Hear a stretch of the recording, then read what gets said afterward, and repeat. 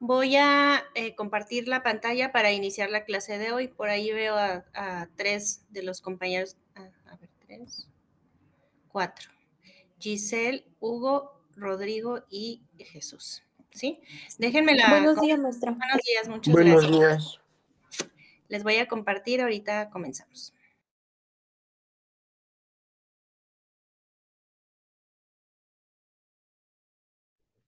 Buen día.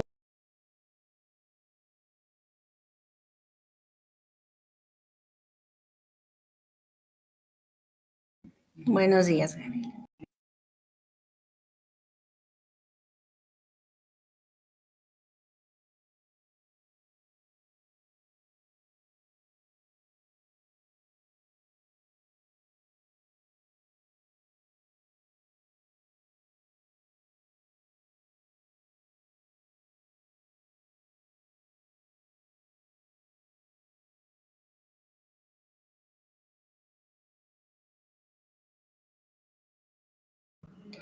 Si pueden abrir en su navegador la Constitución, obviamente, y si tuvieran oportunidad de abrirla, ahorita les digo, la Ley de Responsabilidad Patrimonial del Estado, ¿sí? Para revisar algunos artículos. Si no, ahorita los comparto.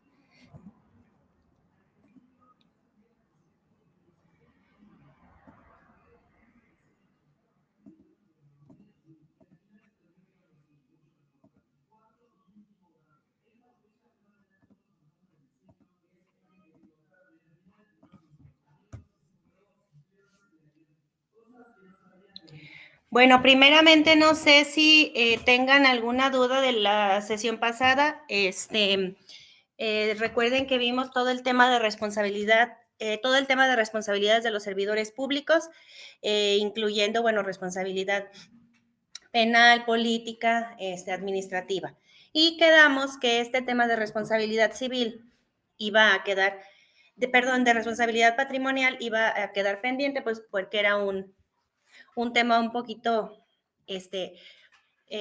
no más extenso, pero que sí requería más atención, ¿sí? La responsabilidad patrimonial del Estado también se le conoce como responsabilidad civil. Yo les comentaba en sesiones pasadas que es, por ejemplo, cuando nosotros vamos manejando nuestro carro y tenemos un accidente, si nosotros ocasionamos daños, pues nosotros tenemos que pagar a la otra persona, a las personas que le ocasionamos algún daño, ¿no? Ya sea en su persona o en su o en bienes de su propiedad. A eso se le llama responsabilidad civil.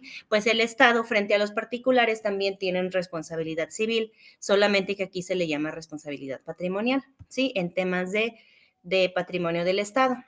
¿Por qué? Pues porque el Estado, al tener alguna responsabilidad frente a una persona, lo que tiene que hacer es responder con sus propios bienes, ¿sí? Responder a la otra persona con sus propios bienes. Generalmente la responsabilidad va a ser en dinero, pero también puede ser en especie, ¿sí? En algunos casos excepcionales. Entonces, pues bueno, vamos a comenzar. Por ahí estoy compartiendo una pantalla. Denme un minuto.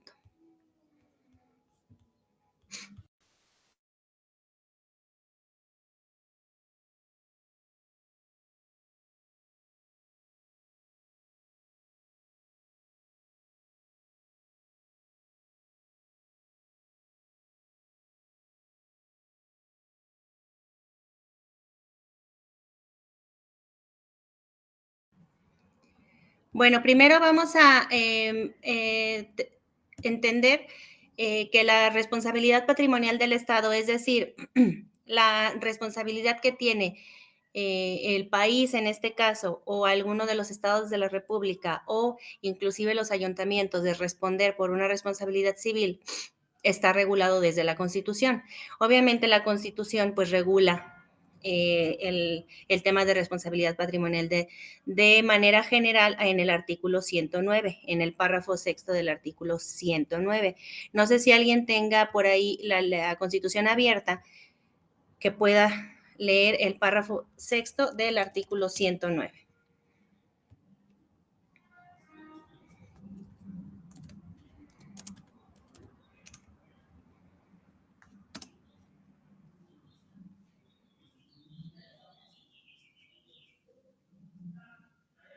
Bueno, lo voy a leer yo.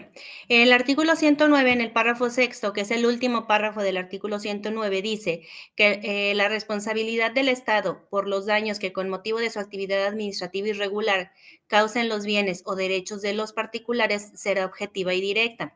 Los particulares tendrán derecho a una indemnización conforme a las bases, límites y procedimientos que establezcan las leyes, ¿sí? ¿Cuáles leyes? Pues la otra ley que les pedí que abrieran, que es la Ley de Responsabilidad Patrimonial del Estado. Esa es la ley que va a establecer las bases, los límites y los procedimientos para indemnizar a aquellos particulares que hayan sido objeto de daño por alguna actividad que haya realizado el Estado de manera irregular, ¿sí? Entonces, aquí hay algunos elementos que podemos rescatar.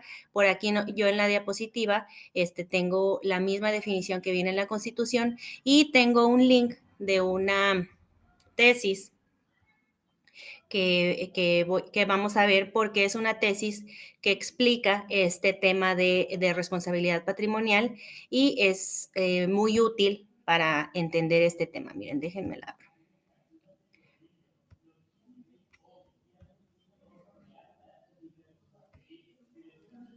Maestra dijo que abrimos ley patrimonial del Estado. Ley de responsabilidad patrimonial.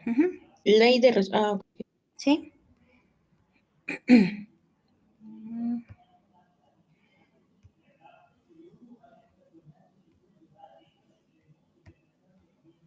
Bueno, ahorita voy a abrir yo aquí esta.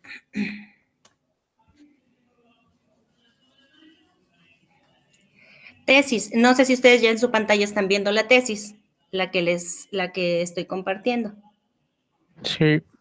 Perdón, es una jurisprudencia en materia constitucional. Entonces, esa jurisprudencia explica muy bien el tema de responsabilidad patrimonial. Y dice, del segundo párrafo del numeral citado, es decir, del 113, anteriormente en la Constitución el tema de responsabilidad patrimonial estaba regulado en el artículo 113. Obviamente de junio de 2008 que se emitió esta jurisprudencia. Es una jurisprudencia, es un criterio obligatorio en todo el país, ¿sí? Es un criterio obligatorio porque es jurisprudencia. Entonces, esta jurisprudencia es de 2008. De 2008 a la fecha, pues la Constitución ha sufrido modificaciones. Anteriormente, el párrafo que acabamos de leer del 109 estaba en el artículo 113, pero para efectos de entender el tema es el mismo. Entonces dice, del numeral citado, se advierte el establecimiento a nivel constitucional de la figura de la responsabilidad del Estado por los daños que con motivo de su actividad administrativa irregular cause a los particulares en sus bienes o derechos, la cual será objetiva y directa. El derecho de los particulares a recibir una indemnización conforme a las bases, límites y procedimientos que establezcan las leyes, es decir, la ley que les acabo de comentar, la ley de responsabilidad patrimonial del Estado, es la ley que va a determinar las bases, límites y procedimientos, como lo dice la Constitución misma. A la luz del proceso legislativo de la adición tal, se advierte que la responsabilidad directa es uno de los elementos que hay que rescatar. Significa que cuando en el ejercicio de sus funciones el Estado genere daños a los particulares en sus bienes o derechos, estos podrán demandarla directamente, ¿sí? Sin tener que demostrar, la ilicitud o el dolo del servidor que causó el daño reclamado. Es decir, si a ti te causa daño, por ejemplo, si a ti te causa daño por ejemplo, la pavimentación de una calle, ¿no? Y la pavimentación de la calle la hicieron mal, ¿sí? Si tú sufriste daño, por ejemplo, en tu coche o en tu casa que se haya cuarteado por la obra de pavimentación de la calle o que haya perforado el drenaje, etcétera, todos esos daños, tú no tienes como ciudadano o como persona afectada, no tienes la obligación de señalar a la persona responsable de la obra. ¿Sí? Es decir, o al servidor público ni que emitió la obra, ni que está realizando la obra, es decir, a ningún servidor público del Estado que haya intervenido, por ejemplo, en el proceso de la pavimentación. Tú como ciudadano tienes la posibilidad de demandar directamente al Estado, ¿sí? Sin tener que demostrar quién o si hubo dolo o cualquier otra cosa que haya intervenido para que tú sufrieras ese daño, ¿sí? Entonces a eso se le llama responsabilidad directa, ¿sí? Es decir, sin tener que demostrar la ilicitud o el dolo del servidor que causó el daño reclamado, sino únicamente la irregularidad de su actuación. Es decir, la irregularidad significa simplemente que el acto que a ti te afectó no se hizo conforme a las reglas, a las normas, a las leyes, etcétera, ¿sí? Esa es una actividad irregular. Y sin tener que demandar previamente a dicho servidor. Al servidor público de manera individual. Mientras que la responsabilidad objetiva es aquella en la que el particular no tiene el deber de soportar los daños patrimoniales causados por una actividad irregular, entendida esta como los actos de la administración realizados de manera ilegal o anormal, es decir, sin atender a las condiciones normativas o a los parámetros creados por la propia administración. Es decir, yo como ciudadano, tú me dañaste, yo no tengo la obligación de soportar esos daños. Entonces, por eso se le llama responsabilidad objetiva. Porque si tú actuaste de manera irregular y yo sufrí un daño, entonces yo no tengo la obligación de soportar esos daños por tu actividad irregular. A eso se le llama responsabilidad objetiva. Entonces, esos dos elementos que están en esta tesis son los que se rescatan de la responsabilidad patrimonial y son los que van a permitir eventualmente determinar si hubo o no hubo responsabilidad del Estado y pues obviamente el grado o el monto de la indemnización que tú vas a tener. Sí, yo que trabajo, por ejemplo, en el municipio, hay muchos, ellas saben pues que en las calles generalmente o en muchas de las calles de las ciudades de todo el país hay baches, ¿sí? Entonces, hay baches que no están señalados o hay baches que están sumamente pronunciados como para dañar los bienes de las personas, ¿sí? O los carros normalmente. Entonces, una actividad como el tema de pavimentación de una calle, bueno, es compartida, la puede realizar el Estado o en algunos casos o la puede realizar generalmente las realizan los ayuntamientos. Entonces, si tú a ti se te afectó tu auto por algún, o tu auto sufrió daño por un bache, o sea, obviamente muy pronunciado, que de verdad ese haya sido la causa de tu daño, es una de las responsabilidades que tiene los ayuntamientos de manera muy regular y las personas acuden a demandar al ayuntamiento pues para el pago de los daños. Obviamente les digo, las personas pues tienen que acreditar precisamente ese daño que sufrieron y que ese daño haya sido pues por una actividad irregular del Estado, ¿sí? Entonces, esa es si se fijan, esta es una tesis que explica muy claramente este tema de responsabilidad patrimonial y que explica estos dos elementos de la definición o del concepto constitucional que acabamos de leer, que es responsabilidad directa y responsabilidad objetiva. ¿Sí?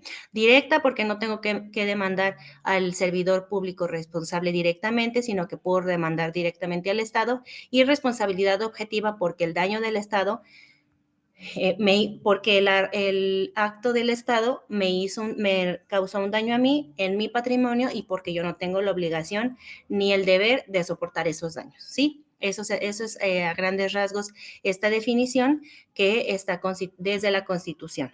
Ya las bases Los lineamientos y los límites para indemnizar a los particulares están en la ley que les acabo de comentar, ¿sí? Y esta responsabilidad patrimonial únicamente se constriñe a la esfera administrativa, ¿sí?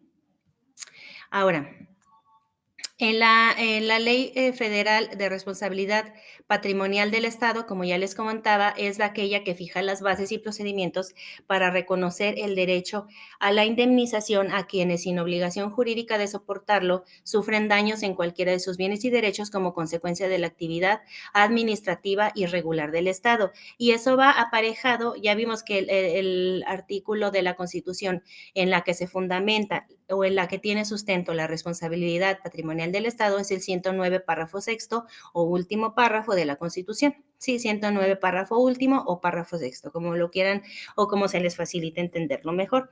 Pero sí hay que tenerlo en cuenta que este es el sustento constitucional y ya las bases y todas las reglas y los lineamientos, etcétera, a las que se va a sujetar la responsabilidad patrimonial están determinados en la Ley Federal de Responsabilidad Patrimonial del Estado. Yo aquí me estoy refiriendo a la Ley Federal de Responsabilidad Patrimonial del Estado para hablarlo en un contexto general o en un contexto de la federación, pero en cada una de las entidades federativas existe una ley de responsabilidad patrimonial de cada entidad federativa, ¿sí? Que va a regir a los estados como tal, al estado y a todos los municipios de ese estado. ¿Sí?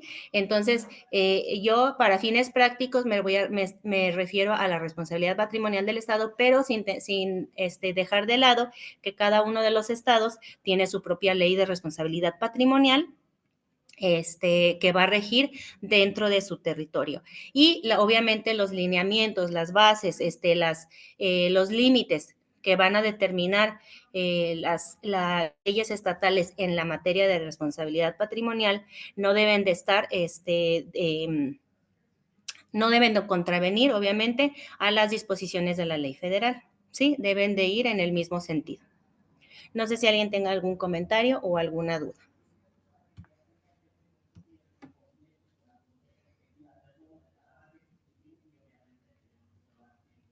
¿No? Bueno. ¿No? Bueno, ahora, ¿quiénes son los sujetos que van a intervenir en la actividad, en la responsabilidad patrimonial del Estado? Pues bueno, nosotros siempre vamos a tener dos sujetos, el activo y el pasivo. El activo dentro de la responsabilidad, o sea, en el tema de responsabilidad, el activo va a ser el órgano del Estado que va a desempeñar la actividad administrativa, ¿sí? ¿Sí? Va a ser el órgano del Estado que desempeñe la actividad administrativa y el sujeto pasivo va a ser el particular, ¿sí? Es decir, la persona física, aquí podemos hablar de una persona física o de una persona moral que va a ser objeto de daño por esa actividad irregular, ¿sí? Ahora, el Estado nosotros lo vamos a definir como cualquier autoridad de los tres poderes del Estado. Sí, hay que, acuérdense, no sé si se acuerdan, para no confundirnos aquí, no sé si se acuerdan que en Derecho Administrativo 1 nosotros vimos que nosotros podíamos entender la actividad administrativa de una manera formal y de una manera material, ¿sí? La actividad administrativa formal es aquella o la entendemos nosotros como la que realizan la autoridad administrativa propiamente en uso de sus facultades, ¿sí? Y la actividad administrativa en sentido material es aquella actividad que tiene tintes administrativos, pero que se realiza por otros poderes del Estado, como el legislativo y judicial. Es un tema un poco complicado de entender, pero en el tema de responsabilidad patrimonial siempre tiene que ir enfocado a una actividad administrativa. Esta actividad administrativa puede ser realizada por cualquiera de los tres poderes del Estado, ¿sí? Independientemente que el Poder Judicial, su actividad sea eminentemente judicial, dentro de sus procesos también tienen algunas actividades de índole administrativo. Entonces, la responsabilidad patrimonial siempre se va a enfocar a una actividad administrativa, ¿sí? Pero para efecto de responsabilidad patrimonial, estos son los sujetos, activo y pasivo. El activo es el órgano del Estado que va a desempeñar una actividad administrativa y el pasivo, pues el particular que va a ser objeto del daño, ¿sí? Esos son los sujetos a los que participan en este tema de responsabilidad patrimonial. Ahora, ¿cuáles son los elementos de la responsabilidad patrimonial?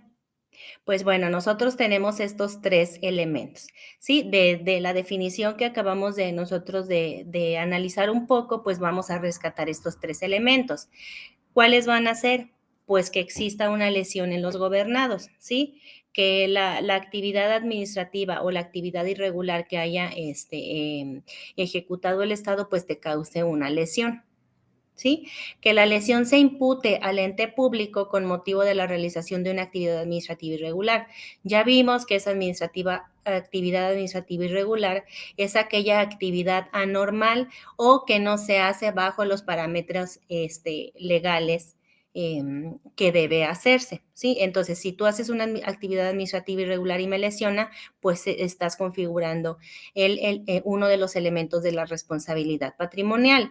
Y también hay que entender que otro de los elementos debe de ser la relación existente entre el hecho y el daño, ¿sí? Si tú realizas un hecho y a mí me causa daño, entre estas dos cosas, entre el hecho y el daño, obviamente tiene que existir una relación, ¿sí? Yo no le puedo, yo no puedo responsabilizar al Estado de una responsabilidad por un hecho que haya ejecutado y que no me haya causado un daño y que ese daño guarde relación, ¿sí? Entonces, ese es otro de los elementos que tiene que acreditar el gobernado para demandar su responsabilidad patrimonial, ¿sí? Es más, no para demandar, porque pues puede demandar, pero para resolver una de responsabilidad patrimonial, pues sí, debe de existir una relación, debe de analizarse precisamente este tema de la relación entre el hecho y el daño, ¿sí? Porque pues la gente puede demandar, ¿verdad? Sí, creyéndose simplemente con un daño causado a su patrimonio o a su persona, ¿sí? Y ya con ese simple hecho puede presentar una demanda de responsabilidad patrimonial. Ahora, demostrar la relación entre el hecho de la autoridad y el daño causado, pues ya va a ser tema de la persona o del tribunal que va a resolver esa responsabilidad. Sí, entonces esos son los 3 elementos de la responsabilidad patrimonial. Ahora, ¿cuáles son los requisitos de procedibilidad? Como ya les comentaba, una persona pues puede demandar un daño causado o un daño que cree que se causó a su persona o a sus bienes por una actividad del Estado. Cualquier persona lo puede hacer, ¿sí? Obviamente, pues tiene que tener ciertas formalidades, presentar las pruebas que acrediten ese daño, etcétera, ¿no? Pero la autoridad tiene pues el deber de recibir esa demanda. Sin embargo, para que proceda esa demanda o como requisitos de procedibilidad, debe de analizarse que exista una conducta administrativa irregular. Otra vez, volvemos a reiterar este concepto, conducta administrativa irregular, que puede ser de acción o de omisión por parte de un órgano del Estado y, una relación, causa-efecto entre dicha conducta. Es lo que ya estábamos mencionando ahorita, que debe de estar acreditado que que haya una relación causa-efecto entre la conducta y el daño que se causa a la persona, ¿sí? O a los bienes, en los bienes de las personas o de los particulares, ¿sí? Hay que tomar en cuenta que el daño puede ser también patrimonial o daño moral, y eso lo vamos a ver un poquito más adelante, ¿sí? Pero siempre debe de existir una relación causa o efecto y que daño que causó la conducta sea una conducta irregular, ¿sí?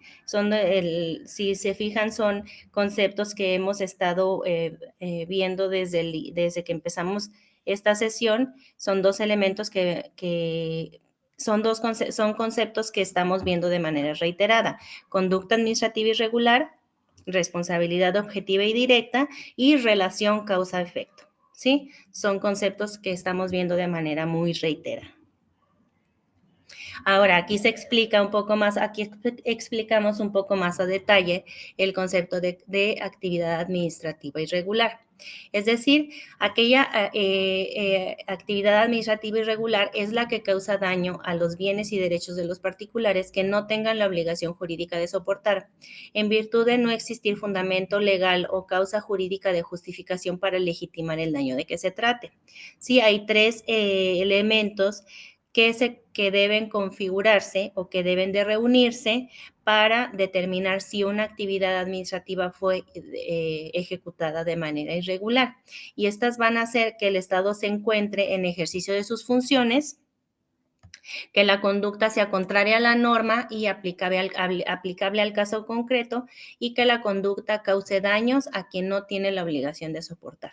Entonces, esos tres elementos son los que se tienen que reunir para considerar una actividad administrativa como irregular, ¿sí?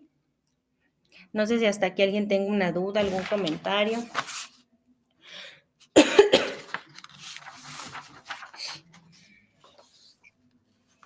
No, Maestra, mil es que gracias. bueno, yo tengo una duda. Ajá. A ver, es aquí en la actividad objetiva. En la objetiva dice que el Estado se debe ser responsable por los daños que causa. Y puso un ejemplo. Ujú.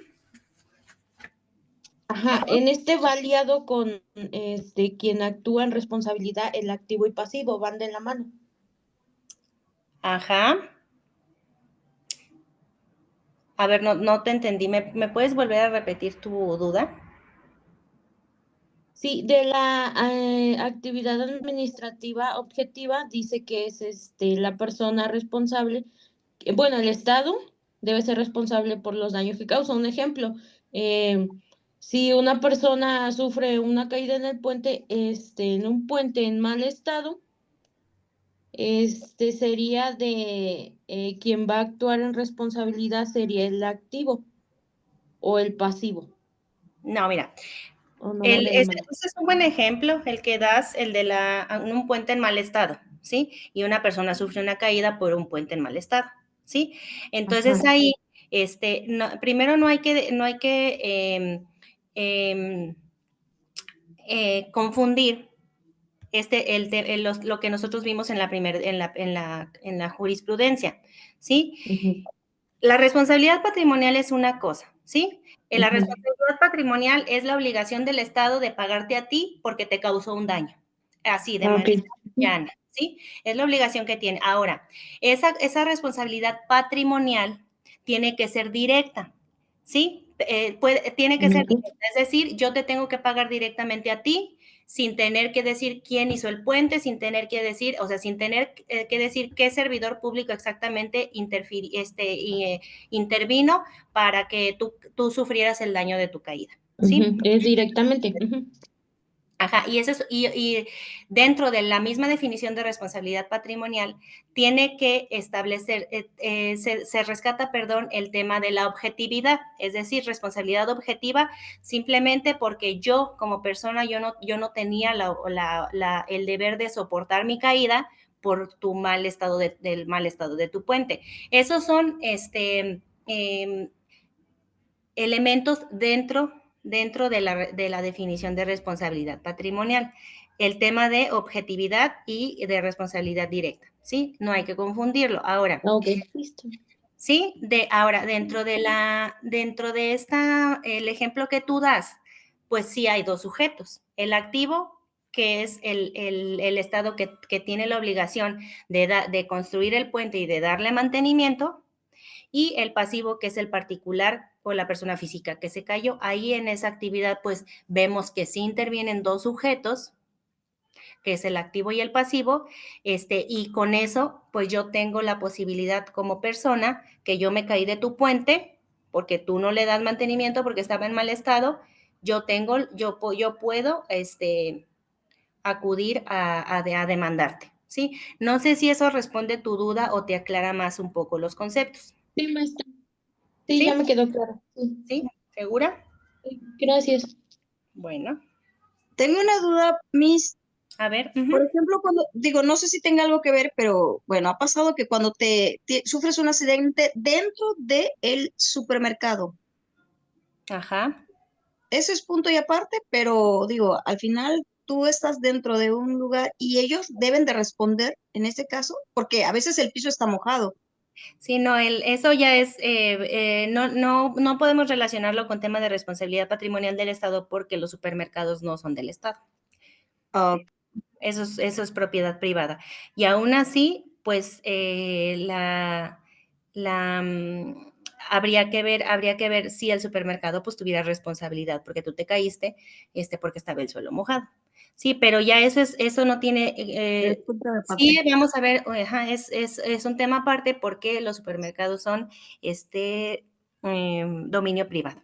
Sí, nosotros aquí, pero bueno, se puede asemejar porque pues en realidad pues aquí el responsable sería el Estado, pero solamente obviamente por su actividad como sujeto de orden público sobre las actividades que realiza, ¿sí? Pero no, eso es aparte, Ok. eso es punto y aparte, ¿sí? Bueno, ya vimos los elementos de la responsabilidad patrimonial, ya vimos los requisitos de procedibilidad, ya vimos qué es una actividad administrativa irregular y ahí lo que les he venido comentando, la relación causa y efecto. Se debe revisar primeramente las causas de excepción, ¿sí? Se debe considerar los efectos que causen el gobernado y se debe tener claro siempre que la carga de la prueba siempre la va a tener el gobernado, es decir, la responsabilidad de demostrar todos estos elementos que ya hemos estado viendo, pues la responsabilidad es del Estado, del gobernado. Sí, ellos son los que tienen la carga de la prueba, es decir, la responsabilidad de probar. ¿Sí? Entonces, no sé si tengan por ahí abierta su ley de responsabilidad patrimonial, que demos una leída al artículo 3 y al artículo 4. Ley de responsabilidad patrimonial. No la tengo.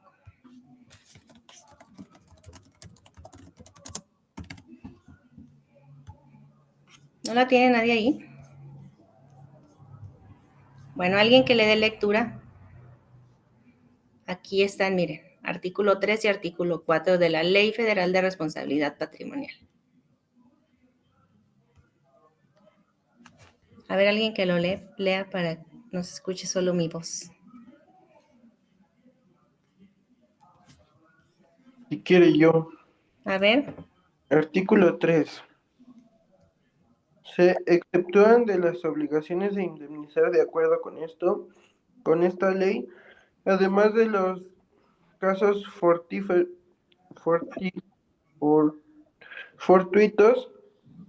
y de fuerza mayor, los daños, perjuicios que sean consecuencia de la actividad administrativa irregular del Estado, así como ellos que se deriven de hechos o circunstancias que no existen en el momento de su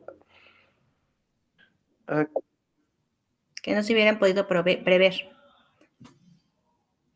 en el momento de su No, es que te brincaste un renglón, el cuarto, ok, que no se hubieran hubiera podido prever o evitar. o evitar según el estado de los conocimientos de la ciencia o de la técnica existentes en el momento de su acaecimiento. Sí, acaecimiento, ¿verdad? Y en aquellos casos en los que se le solicite, en los que en los que el solicitante de la indemnización sea el único causante del daño.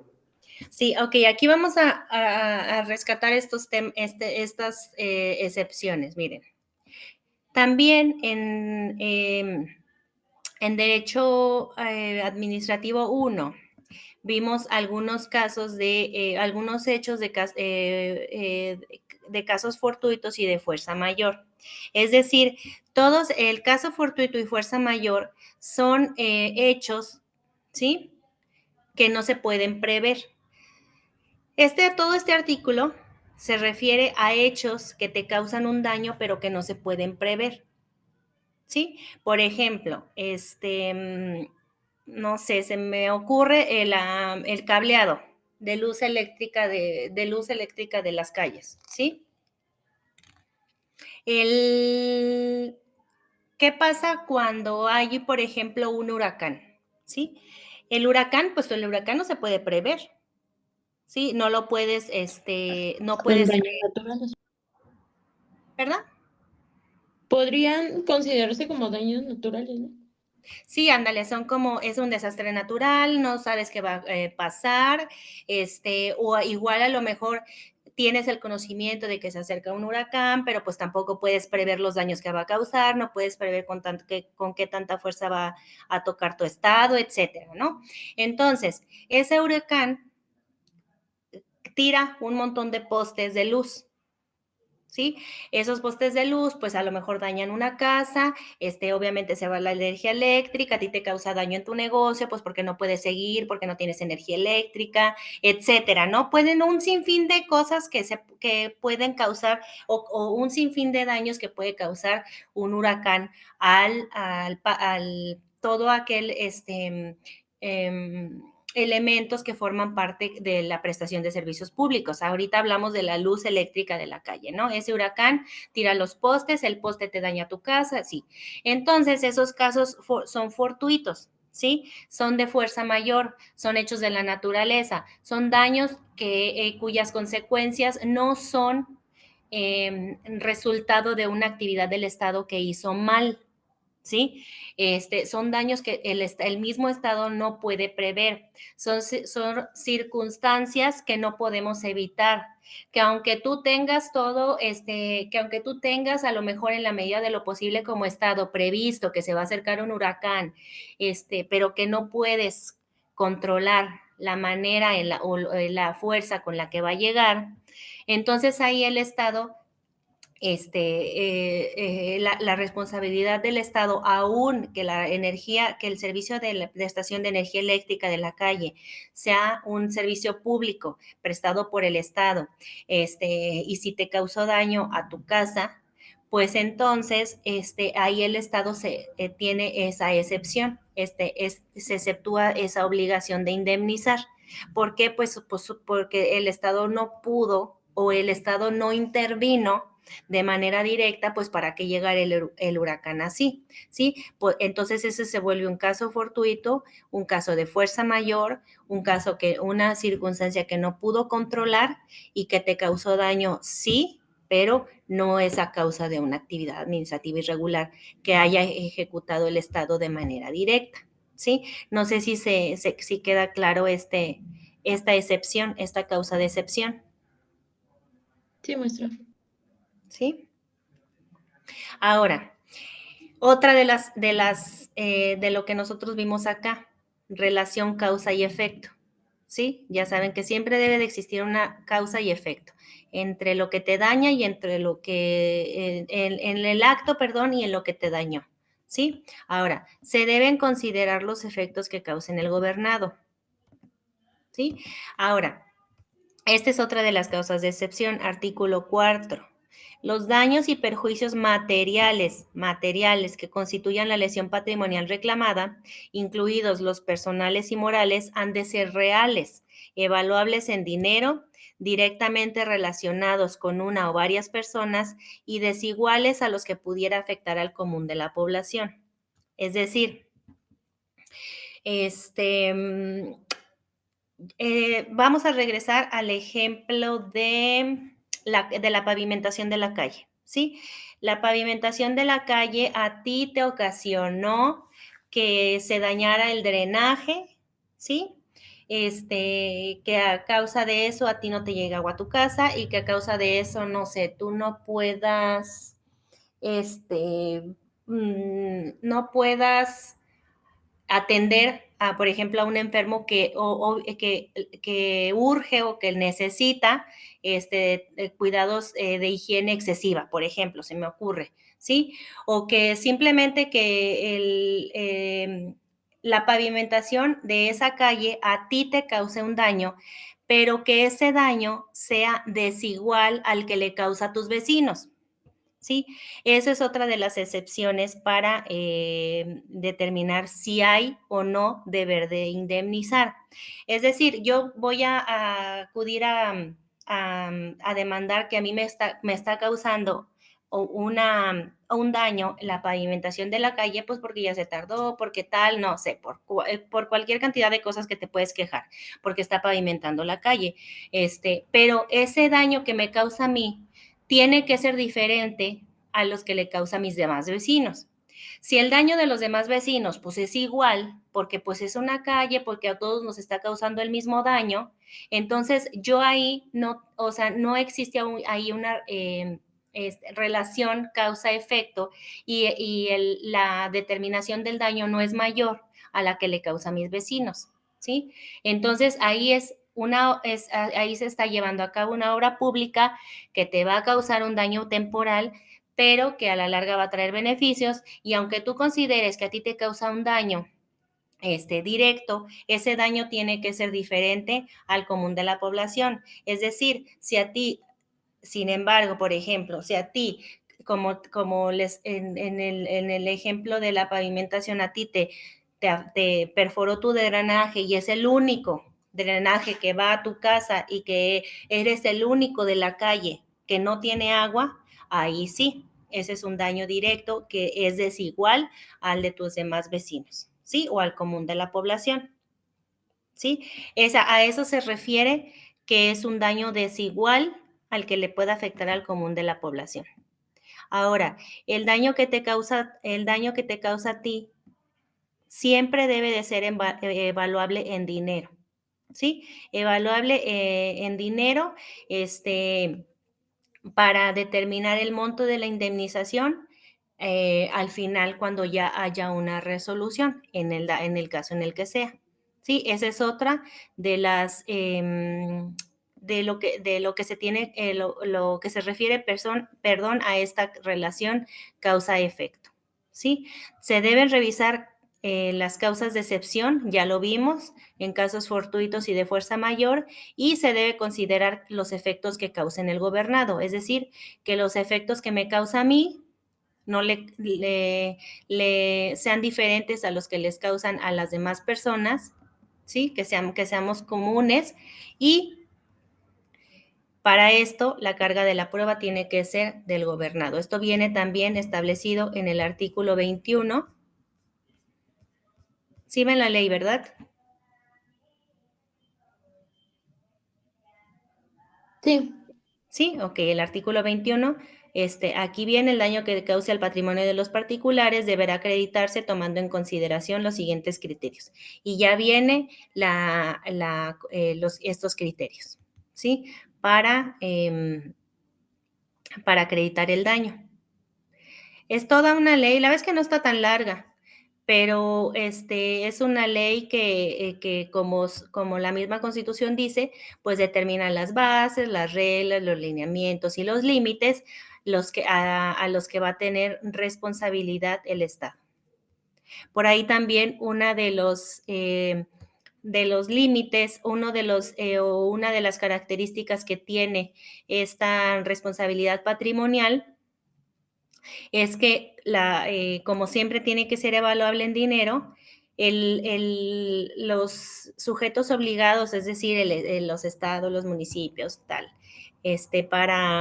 para responder en su momento por algún tema de responsabilidad patrimonial, deben de tener en su presupuesto de egresos una partida exclusiva y determinada para daños patrimoniales, ¿sí? Esa es otra de las particularidades que tiene este tema de responsabilidad patrimonial. Acuérdense que todo dinero que eroga los órganos públicos deben de estar considerados en un presupuesto de egresos. Manita que cortaste. ¿Manzanita? Sí. ¿Igualito o así nada más? Así. Creo que por ahí favor. tiene el micrófono abierto, Hugo. Permítame. Creo que por ahí tienen su micrófono abierto. O no sé si quieres decir algo, ¿sí? Sí, dame un segundito. Sí.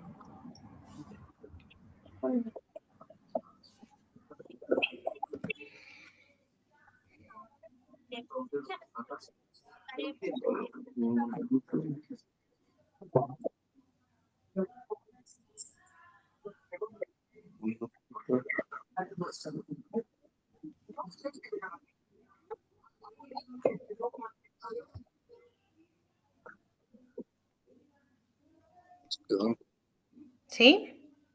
Sí, a ver. Allá.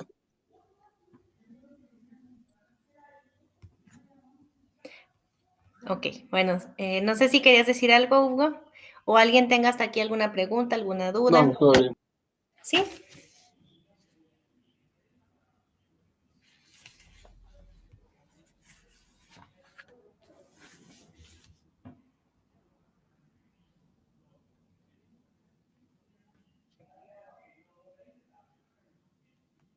¿No? Bueno, ok. Entonces, ahora, ¿cuál es el procedimiento para reclamar una responsabilidad patrimonial? Pues bueno, primeramente debemos de elaborar una reclamación, ¿no? Eso es a través de una demanda. No tiene requisitos, a ver, no tiene a lo mejor los requisitos enumerados como una demanda de algún tipo en específico, simplemente pues ya saben, el proemio, si lo han visto en alguna de las otras materias, proemio, hechos, tus pruebas, ¿sí? Y lo que pides, ¿sí? Lo básico que debe tener cualquier escrito de demanda. ¿Sí? Lo vamos se tiene que presentar ante la autoridad que ejecutó el acto, ¿sí? O a la autoridad responsable de alguna cuestión. Por ejemplo, si es una pavimentación que es de los municipios, pues bueno, tú vas a la autoridad municipal, ¿sí? Si es una licencia de construcción que se emitió mal o que se emitió de manera incorrecta y eso hizo que te causara a ti o algún daño, también a la autoridad municipal. Si es el caso del ejemplo que comentabas de un puente en mal estado, pues de verificar quién es quién es el responsable de el mantenimiento o de la construcción del puente y pues ante esa autoridad, ¿sí? Entonces tú vas a ir a acudir con tu reclamación ante la autoridad que ejecutó el acto, ¿sí? Esa autoridad, según la ley que nosotros acabamos de leer o de darle un vistazo, la autoridad, la misma que ejecutó el acto, tiene la posibilidad o tiene la obligación, mejor dicho, de emitir una resolución dentro de los 90 días posteriores a que tú presentaste tu demanda, ¿sí? Si tú estás conforme y ya pues estás conforme con este tema de la indemnización que ellos te proponen, en dado caso de que haya resultado procedente, pues se ejecuta, ¿sí? Si no estás conforme, tú tienes la posibilidad de impugnar ante el Tribunal de Justicia Administrativa, ya sea los federales o los de los estados, depende de la autoridad que haya emitido el acto, tú tienes la posibilidad de impugnar esta resolución, ¿sí? Y ya el Tribunal de Justicia Administrativa pues va a determinar si está correctamente determinada la indemnización o está incorrectamente determinada, ¿sí? Y ya ellos van a dilucidar este tema. Sí, pero este es el procedimiento, es un procedimiento sencillo, pues accesible.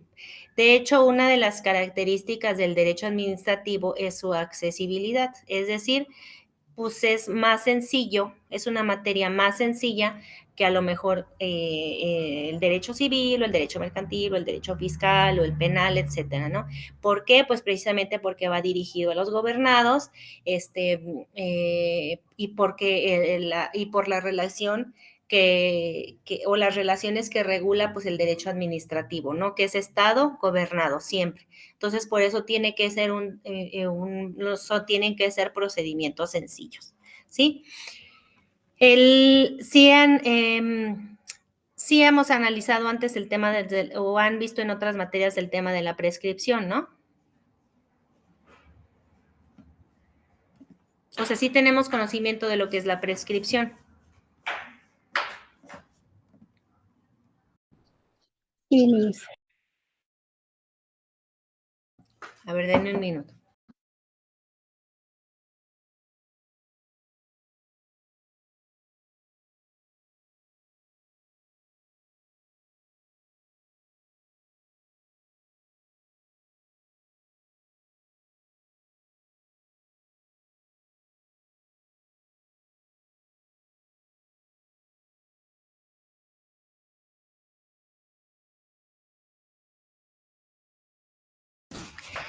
Bueno, entonces sigamos. La prescripción, pues, es el tiempo que tiene la persona para demandar cualquier circunstancia antes de que se venza el término, ¿no? Para reclamar un daño material, la persona que ha sido dañada en su propiedad tiene 1 año. Para reclamar daño moral, tiene 2 años, ¿sí? Esos son los plazos de prescripción que marca la ley de responsabilidad. Nosotros ya vimos que la indemnización debe ser evaluable en dinero. Aunque sea daño moral, siempre debe ser evaluable en dinero, ¿sí? Si en este tema, sobre todo en el tema de daño moral, no se puede cuantificar el monto, vamos a decir, por ejemplo, si a mí me dañó mi carro y lo que me dañó en mi carro fueron 30,000 pesos, pues tú sí lo puedes acreditar. Pero ¿qué pasa cuando existe un daño moral? Pues ese no es un monto cuantificable. Entonces ahí la ley habla y la doctrina habla de una indemnización por equidad. Sí, este tema de indemnización por equidad fue ocupado, fue acuñado, fue emitido por la Corte Interamericana de Derechos Humanos.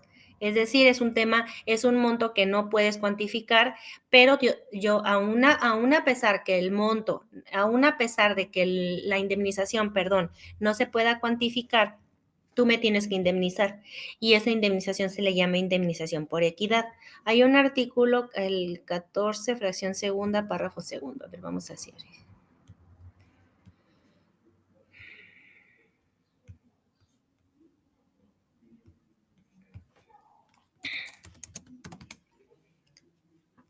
Aquí está. Dice el artículo 14, los montos de las indemnizaciones, se calcularán de la siguiente forma. En el caso de daños personales, bueno, ya. Daños personales con base en dictámenes médicos, bueno, y ahí te remite a otras leyes, ¿no? Para cuantificar el daño. En el caso de daño moral, que es la que nos interesa, la autoridad administrativa o jurisdiccional, en su caso, calcularán el monto de la indemnización de acuerdo con los criterios establecidos en el Código Civil Federal, ¿sí? Debiendo tomar en consideración los dictámenes periciales ofrecidos por el reclamante. La indemnización por daño moral que el Estado esté obligado a cubrir no excederá el equivalente a 20,000 veces el salario mínimo general diario vigente en el Distrito Federal por cada reclamante afectado, ¿sí? Y en caso de muerte también te remite al tema de cuantificar el monto del daño. Aquí, en este tema, ¿sí? En el tema de daño moral nos remite al Código Civil Federal, que es el que les puse aquí, de el 1916, el artículo 1916 del Código Civil Federal, ¿sí? Que es el que habla en relación con este también, hablan de la indemnización por equidad, y aquí ya te estableció un monto. Ese monto que te van a indemnizar por daño moral no va a exceder de 20,000 veces el salario mínimo. Acuérdense que el salario mínimo en México está en 278 pesos diarios, ¿sí? Entonces, si a ti te están, 278.80, si a ti te están diciendo que no se puede exceder de 20,000 salarios mínimos, la indemnización por daño moral puede ser hasta de 5,560,000 pesos, ¿sí? Ya depende, obviamente, después de todo un juicio o de todo un procedimiento, ya es el monto de lo que te van a indemnizar a ti. Y a eso se le llama indemnización por equidad. Esa es la cantidad máxima, ¿verdad? Pero por daño moral, puede ser de esa cantidad o menos. Y en caso de muerte, pues ya te remite al artículo 1915 del Código Civil Federal, y ahí va a ser el monto que te van a indemnizar por causa de muerte, ¿sí? Si el daño o el acto del Estado te causó la muerte, ¿sí? Eso es lo que te van a indemnizar a ti. Y este artículo 14, fracción segunda, párrafo segundo, es de la Ley de Responsabilidad Patrimonial del Estado, que guarda relación con el 1916 del Código Civil Federal, ¿sí? Y que también guarda relación con la indemnización por equidad, ¿sí? Y esto va a ser aplicable al daño moral. Y el daño material no, porque el daño material sí se puede cuantificar.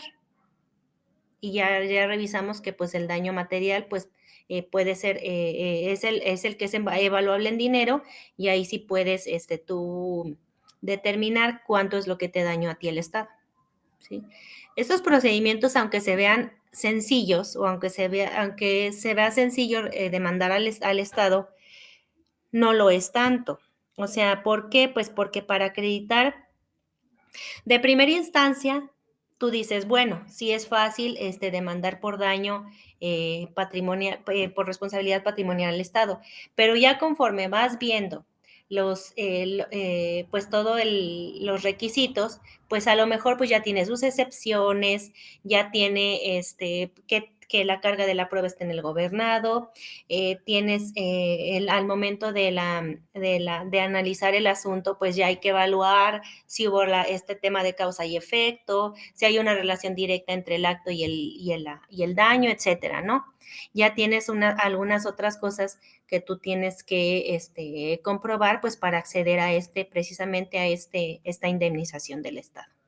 Y finalmente, pues lo que ya les comentaba, si tú vas a acceder a una indemnización del Estado, ese dinero que te van a pagar a ti debe estar en el presupuesto de egresos de quien te vaya a ti a pagar. Sí, si no está dentro del presupuesto de egresos, pues no te puede pagar. De momento no te va a poder pagar.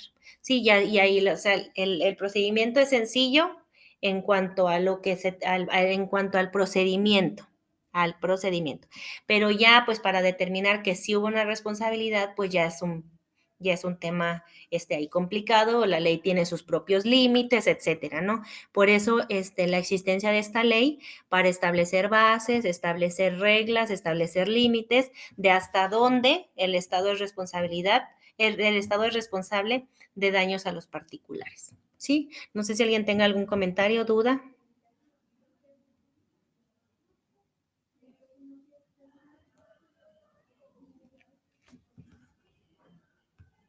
No, maestra, todo bien. Bueno, pensé que no se escuchaba.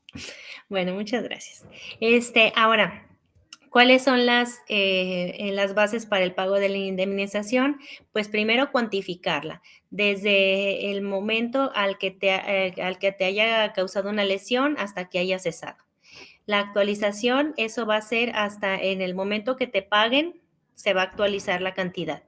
Y el Estado tiene la posibilidad de pagar en parcialidades, cuando las cantidades a lo mejor pudieran llegar a ser muy altas, ¿sí? Les digo, ya todas estas cuestiones o estas particularidades ya las va a determinar la misma autoridad, ¿sí? O en su momento, si tú no estuviste de acuerdo con la resolución, pues el tribunal es el que va a determinar si fue una correcta cuantificación, ¿sí? Debe de actualizarse al momento de que vas a cumplir y el Estado tiene la posibilidad de pagar en parcialidades.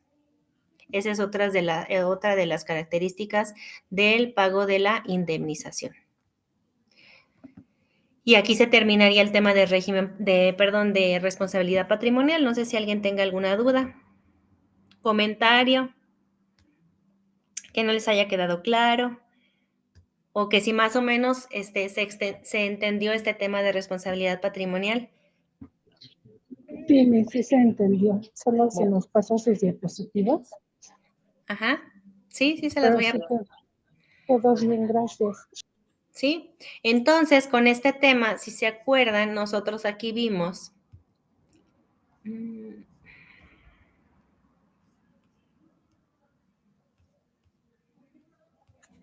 Sí, con este tema nosotros vamos a terminar el sistema de responsabilidades. En las sesiones pasadas ya vimos responsabilidad administrativa, responsabilidad política, penal y resarcitoria. Y con ese tema acabamos de ver responsabilidad civil. Entonces aquí nosotros ya vimos órganos, procedimientos, supuestos, etcétera.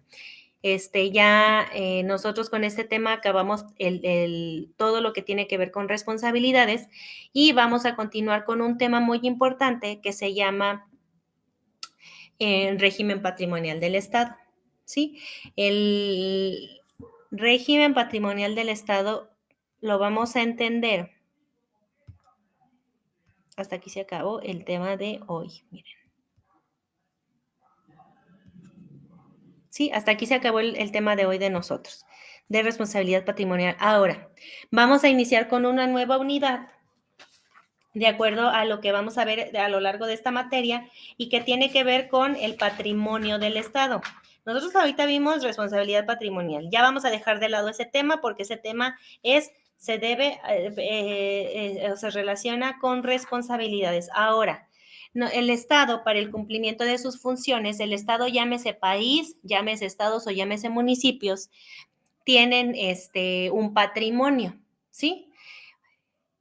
Tiene que tener patrimonio para, primeramente, pues para llevar a cabo sus funciones.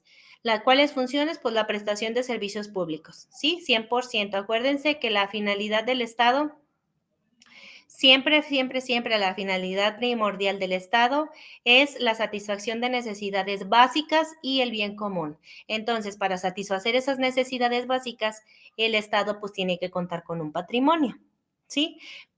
Pues para infraestructura, para ejecutar obras, para todo lo que realiza el Estado, la infinidad de actividades que tiene, ellos deben de contar con un patrimonio, ¿sí? Ese patrimonio pues se compone de todo lo que se encuentra en el territorio nacional, ¿sí? Y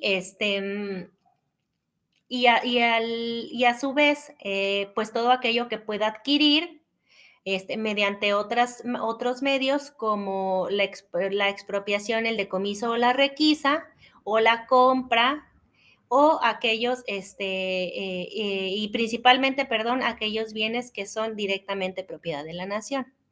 Ese tema ahorita nosotros en esta primer parte del patrimonio del Estado, nosotros vamos a ver cuáles son los bienes que conforme a la Constitución forman parte del patrimonio del Estado. Todo el tema de los bienes de la nación se encuentran regulados en el artículo 27 de la Constitución. Sí, el artículo 27 habla de todos los bienes que van a ser por propiedad del Estado y aparte habla de algunas otras cosas como la protección de los ejidos. Pero en lo que nos interesa a nosotros para esta unidad es el patrimonio, es el artículo 27 constitucional en el tema de cuáles son los bienes que van a ser patrimonio de la nación. ¿Sí? Ahora, como ya les había dicho, el Estado para el logro de sus fines pues requiere un patrimonio. Hay un concepto que viene marcado o que viene establecido desde la Constitución que se llama propiedad originaria.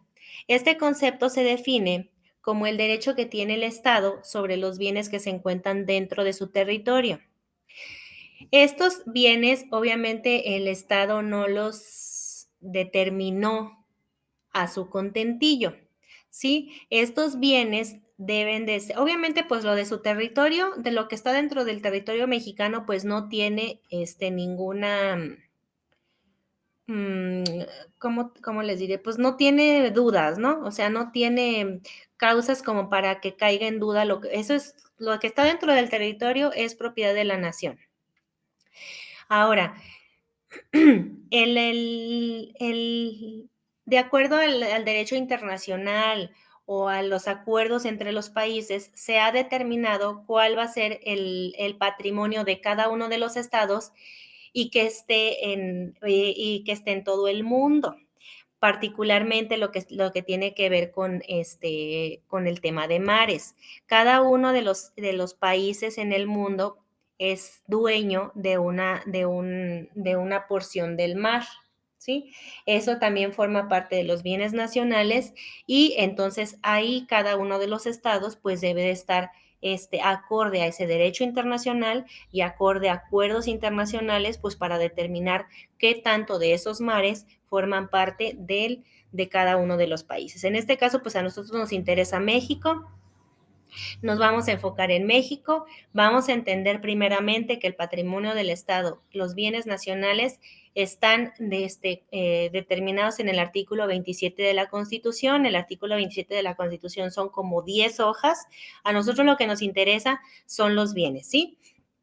Ahora, nosotros ya sabemos que el Estado tiene su patrimonio, es decir, el conjunto de bienes que le va a permitir llevar a cabo sus funciones. Ahora, ¿qué es el régimen patrimonial? Pues el régimen patrimonial se refiere a la situación legal. Primero, tiene dos vertientes. Primero, entender la situación legal de los bienes que integran el patrimonio y el derecho a regularlo. Eso se refiere al derecho que tiene México a regular todo lo que tenga que ver con sus bienes, ¿sí? México tiene el derecho constitucional de regular todo lo que se refiere a su patrimonio. Todo lo que se refiere todo lo que a lo que se refiera que se incluye, pues, para empezar, ¿qué es mío? ¿Sí? ¿Cómo lo voy a obtener? Si lo voy a poder enajenar, qué de lo que se encuentra en el mundo, qué también va a ser mío, cuándo voy a poder otorgar concesiones, cuándo no voy a poder otorgar concesiones, a quién le puedo vender, a quién le puedo no vender, a quién le puedo vender con ciertas limitantes. Todo eso, todo ese tema se refiere al derecho de México a regular lo que tenga que ver con su patrimonio. ¿Sí? Y otra cosa, y otra de las vertientes que tiene que ver con el régimen patrimonial del Estado, pues es la vía de derecho a través de la cual el Estado puede adquirir bienes.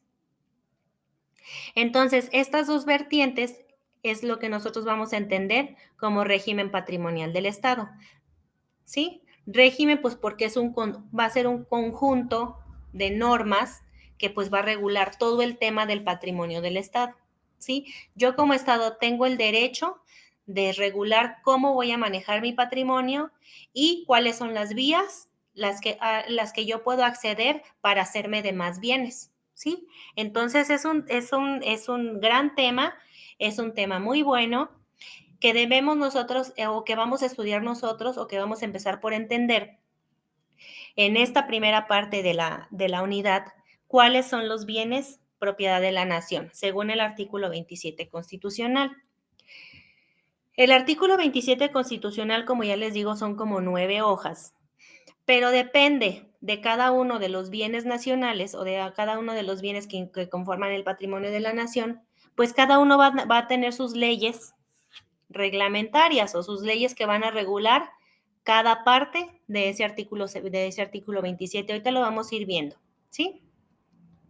Primero, ¿qué es lo que conforma el patrimonio? Yo aquí se los traje súper resumido, pero pues nos va a entender, nos va a hacer a nosotros primero conocer cuáles son los bienes que son propiedad de la nación. Primero, la plataforma continental y los zócalos submarinos de las islas. ¿Qué es la plataforma continental? Nosotros tenemos, pues ya saben que nosotros tenemos nuestro país, ¿no? Todo ese país está, en todo el país tenemos una costa, ¿sí? Después de la costa, nosotros tenemos una franja, esta franja que nosotros vemos aquí, no sé si la pueden ver, que dice plataforma continental, aquí en esta primera foto, ¿sí? Sí, maestra, ¿sí se ve? Esta foto, esta plataforma continental, después de la costa, son aproximadamente unos 20,000,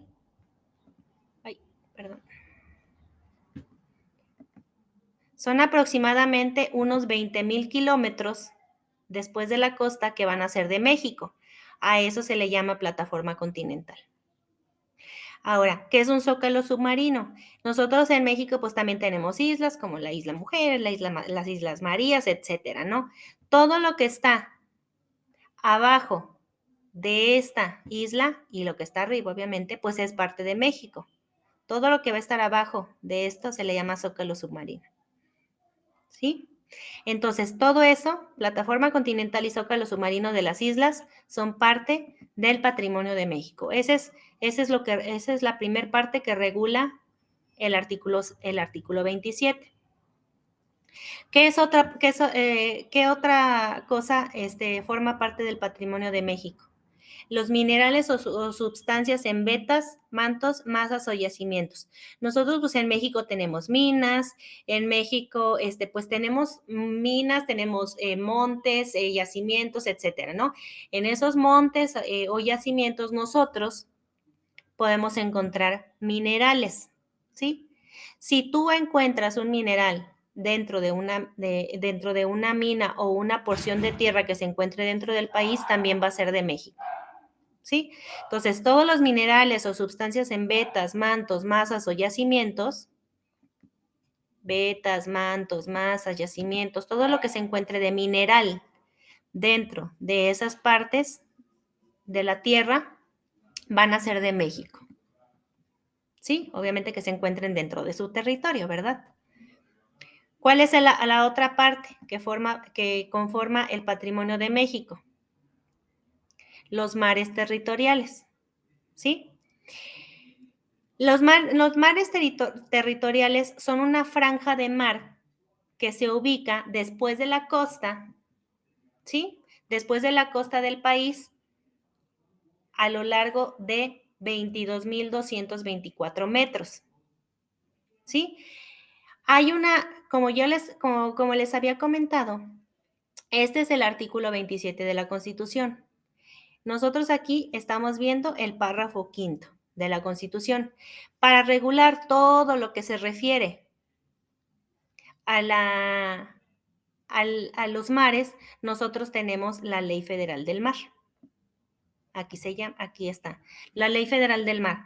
¿Qué dice la Ley Federal del Mar?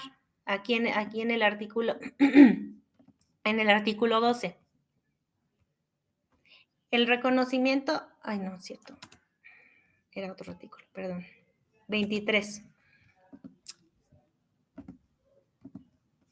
¿Qué dice el artículo 23?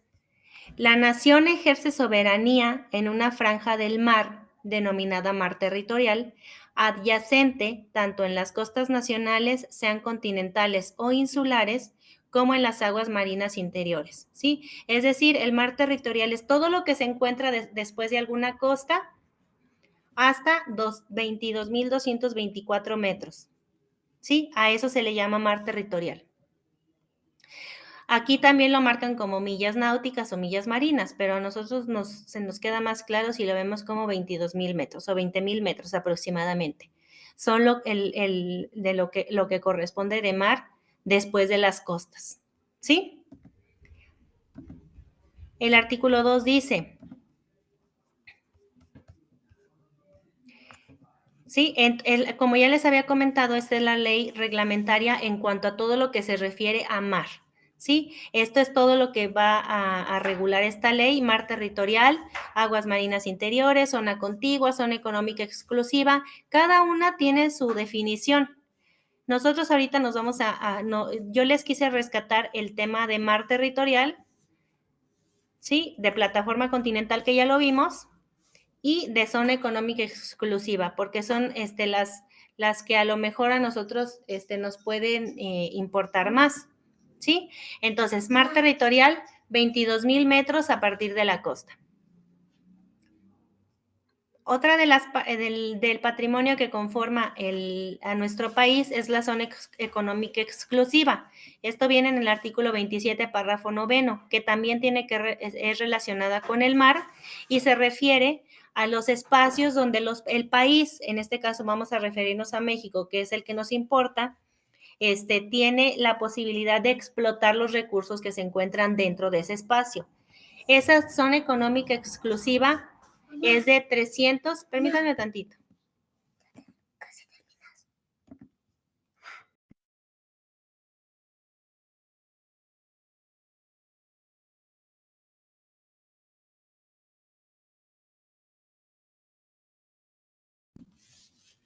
Perdón. Entonces, esa zona económica exclusiva, que también tiene que ver con zona marítima, tiene aproximadamente 370,000 metros o 200 millas marinas o millas náuticas. Eso, como ya lo habíamos visto, pues viene también en la Ley Federal del Mar, y esta zona económica exclusiva se llama así porque dentro de todos esos metros de mar, ¿sí?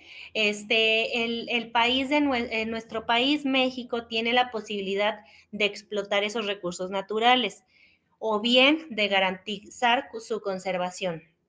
No solamente esa zona, no solamente se tiene o se utiliza para explotación de especies, sino también se utiliza para la conservación de especies, para la investigación, para la exploración, para la administración de recursos naturales, para a lo mejor instalar alguna estructura, una isla artificial, para instalar estructuras con algún fin, para investigar las especies de la zona, para investigación científica, para proteger, preservar los recursos naturales. Es decir, no solamente se refiere a la explotación de especies dentro de esa zona económica exclusiva, inclusive está prohibida la sobreexplotación, sino que esa zona económica exclusiva, que es bastante grande, sirve precisamente para la conservación de especies y para la buena administración de los recursos naturales que ahí se encuentran, ¿sí? Todas estas zonas, zona económica exclusiva, plataforma continental, zona contigua, mar territorial, todas tienen que ver con el tema de agua, ¿sí? Y ya vimos también aparte, pues todos los yacimientos de minerales, que también ya vimos, y para entender un poco más este tema de todo lo que se refiere a mares, esta es una imagen que nos puede hacer entender. ¿Sí? El mar territorial, al principio me equivoqué yo con la extensión del de la plataforma continental. Esos son, no sé, esos son menos metros, son como unos, no sé, menos metros, que es la plataforma continental, es la que es otra cosa, ya me equivoqué con los metros, pero aquí viene muy bien detallado cuál es la extensión. Esta es la costa, cuál es la extensión de mar territorial, cuál es la extensión de zona contigua, cuál es la extensión de zona económica exclusiva, y a partir de aquí, de la zona económica exclusiva, aquí México ya no tiene nada que ver. Aquí es el alta mar. Aquí ya México no tiene ni jurisdicción, ni posibilidad de explotación, ni posibilidad de regular ninguna cuestión que tenga que ver con el tema marítimo. Sí, aquí México ya no tiene ninguna injerencia. A partir de aquí, de zona económica exclusiva para acá, es donde donde México es propietario. ¿Sí? Donde México, como propietario originario, tiene la posibilidad de regular. de regular toda clase de características, como ya les había comentado. Explotación de especies, instalación de estructuras, etcétera, ¿no? Un montón de cosas que vienen en la Ley General del Mar. ¿Sí? La Ley Federal del Mar, perdón. ¿Qué otra cosa forma parte del patrimonio de México? El petróleo y los hidrocarburos. Los hidrocarburos que estén en estado sólido, líquido, gaseoso, pero pues principalmente pues el petróleo, ¿no? Inclusive, bueno, ahorita platicamos un poco de ese tema antes de que se acabe. Todo lo que se encuentra en el subsuelo de petróleo y pues obviamente todo esto, ¿verdad? Es parte del patrimonio de México. El Estado, o sea, México, tiene la propiedad inalienable, es decir, nadie se la puede quitar, imprescriptible, siempre va a poder aprovecharse de estos recursos, nunca va a poder tener un fin, vengan así generaciones tras generaciones, esa propiedad inalienable e imprescriptible para su aprovechamiento va a ser para siempre, ¿no? Entonces, ese es otro de los componentes del patrimonio de México, y para este tema de hidrocarburos que de manera que de fundamento constitucional lo tenemos regulado en el párrafo 7º, nosotros tenemos una ley aparte, que es la ley del sector de hidrocarburos. Sí, todo lo que se refiere a hidrocarburos, a su aprovechamiento, a petróleo, todos estos temas van a estar regulados en la ley del sector hidrocarburos. ¿Sí? Y finalmente, todo lo que se refiere a combustibles nucleares, que también están regulados en el artículo 27, pero en el párrafo 8º, todos los combustibles nucleares que se puedan generar dentro de nuestro país también forman parte del patrimonio nacional. ¿Sí? La posibilidad o la propiedad de los combustibles nucleares se refiere a la posibilidad de explotar esos minerales para generar energía. Esos fines en nuestro país, desde nuestra Constitución, únicamente es para fines pacíficos, es decir, para fines de generar energía, porque a través de los combustibles nucleares se puede generar energía.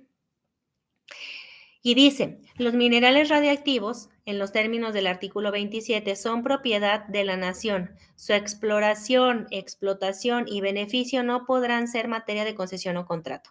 Ese es un tema muy importante que ahorita vamos a ver en la diapositiva que sigue para terminar este tema. ¿Sí? Nosotros en tema de combustibles nucleares tenemos otra ley que se llama Ley Reglamentaria del artículo 27 constitucional en materia nuclear. Todo lo que se refiera a los combustibles nucleares, desde qué elementos son considerados como tal, qué elementos van a, tienen la posibilidad de fusionarse para generar energía, todo lo que se refiera a minerales radiactivos, quiénes van a poder explotarlos, etcétera, todo viene en la ley reglamentaria del artículo 27 constitucional en materia nuclear, así se llama la ley, ¿sí? Que tampoco igual no está muy complicado que nos aprendamos todos los nombres de las leyes, pero para saber que todo en tema de patrimonio nacional o de patrimonio de la nación tiene sus leyes reglamentarias. Esta es aquí ¿cómo se llama?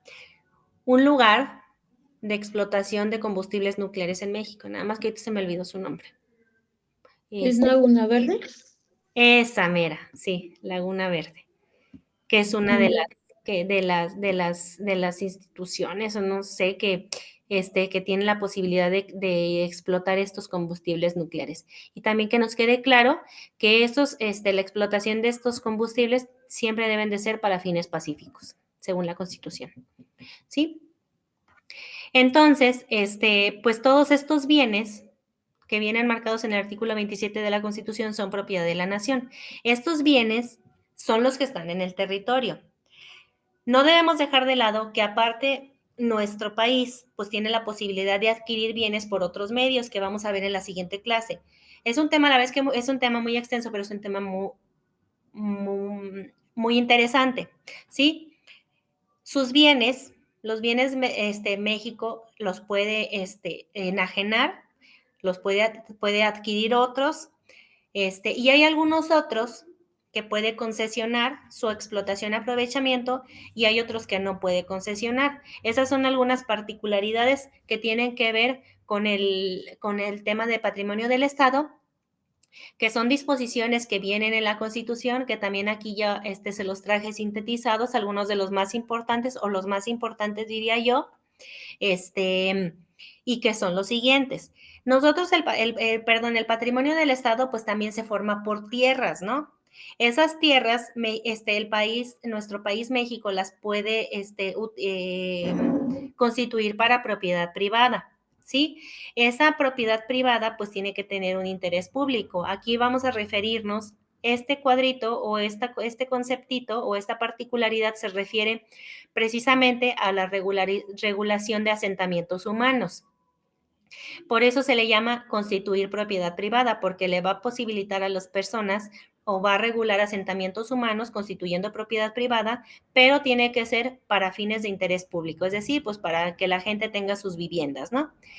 Otra de las particularidades de nuestro artículo 27 y del patrimonio del Estado es que México tiene la posibilidad, la facultad y la obligación de proteger el medio ambiente y generar obra pública con todo este patrimonio que ya les he comentado, ¿sí? Aparte, México, dentro de su patrimonio, dentro del artículo 27, establece la obligación de siempre proteger la propiedad ejidal, ¿sí? Por eso les comentaba que dentro del artículo 27 están descritos los bienes de la nación, pero también está descrito el tema que se refiere a la protección de la propiedad ejidal. En México se pueden otorgar concesiones respecto al agua. Todo lo que nosotros hemos visto de agua o lo que se refiere a agua, México sí tiene la posibilidad de otorgar concesiones, es decir, que otra persona, otra institución o alguna empresa explote o se aproveche de los recursos del agua. Obviamente no se va a aprovechar de esos recursos para beneficios de la empresa o de quien tenga concesionado el agua, perdón. La Sí, ¿perdón? La Coca-Cola en Chiapas ya lo hizo. ¿Qué hizo? Lo del agua, tienen concesiones del agua en Chiapas. Hay que investigar ese tema. Se No lo sabía.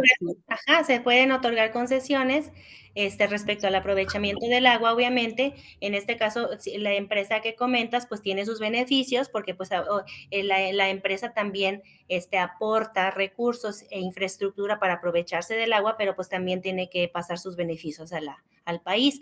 Por eso, este tema, en el agua, México sí tiene la posibilidad de otorgar concesiones, pero en otros no, como el petróleo y los hidrocarburos y el combustible nuclear. Eso sí, no se concesionan para nada. Existen empresas públicas. No sé si se acuerdan también que en Derecho Administrativo 1 vimos que existen empresas públicas o empresas de participación estatal, como en este caso la que tiene que ver con petróleo, con energía eléctrica, con combustible nuclear, con hidrocarburos, que no existen concesiones, pero existen empresas que se dedican a la explotación de los recursos, pero no son particulares, son empresas públicas, es decir, no son concesiones, ¿sí? Les digo que son temas un poco más complicados, un poco más, que no tienen que ver con el régimen patrimonial del Estado, pero que es bueno conocer y que es bueno entender que en el tema del agua pueden existir concesiones, pero en el tema de petróleo, hidrocarburos y combustible nuclear, no.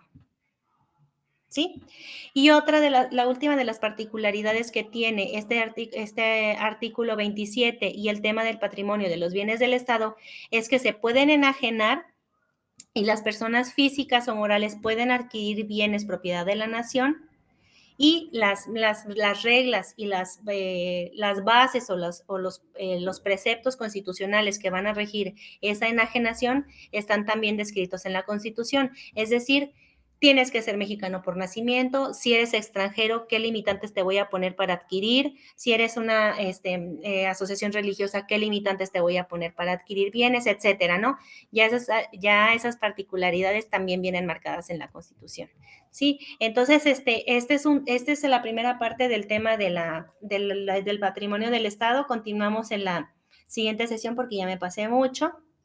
Sí, qué vergüenza, perdón. Lo vamos a continuar en la siguiente sesión y pues hasta aquí sería todo. Ahorita les mando estas diapositivas a través de la licenciada Carla para que se las haga llegar y cualquier otra cosa la vemos en la siguiente clase, ¿sí? Sí, maestra, muchas gracias. Ustedes, cuídense, nos vemos la siguiente clase. Ya bajo eso. Que Sí, tengan maestra, hasta